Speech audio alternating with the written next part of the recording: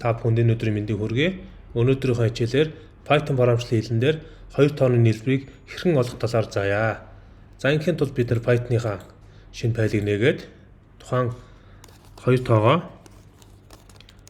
a гэж зарлаад a тэнцүү int бүхэл тоо input гараас авч ирсэн дэлгүүрүүгээ бичиж өгөөд бөөрнгийн хаалт нээгээд таанаа.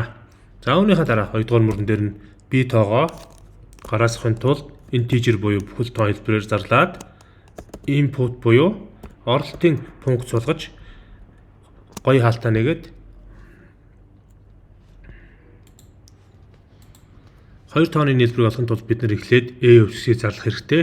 a өвсгч гэж бичээд тэнцвүүгийн дэндүү тавиад a өвсгч нь бүхэл тоо учраас int гэсэн дэлгүүрүүгээ бичиж өгөөд бөөрнгийн хаалтан дотор input буюу гараас өгдлийг оруулах функцаа бичиж өгнө. За үүнийхэн дараа b өвсгчээ тэнцүү гэж бичээд b өвсгч маань бүхэл тоо учраас int гэж бичээд ард нь input гэсэн дэлгүүрүүгийг функцийн хамт бичиж өгнө. За ингэж бичсэний дараагаар AB2-ыг бүхэл тоо хэлбэрээр компьютерийн гараас авахд бэлэн боллоо. Одоо үйлдэлээ хий. Тэгвэл C тэнцүү A дээр нэмэх нь B гэж бичээд Enter тушаараа дараад за энэ хоёрын үр дүн хэвлэхийн тулд print функцаар функцэн дотор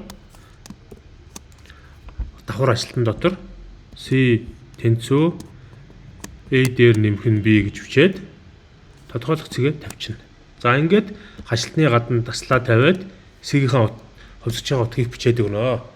За ингэснээр дэлгэснээр юу гарах вэ гэхээр AB гэсэн хоёр бүхэл тоо хувьсгчийн өгдлийг компьютерийн гараас аваад C хувьсгчид AB2-ын утгыг нэмээд дэлгэсэн дээр C тэнцүү A дээр нэмэх нь B гэд тодорхойлох цэгийн дараа үр дүн буюу C хувьсгчийн утга гарах нэ. За хэдүүлээ ажиллаж үзсгэе.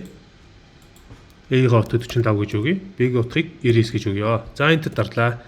Үр дүн маань дэлгэсэн дээр C тэнцүү A дээр нэмэх нь B тодорхойлох цэгийн дараа 144 гэсэн үр дүн гарсан байна.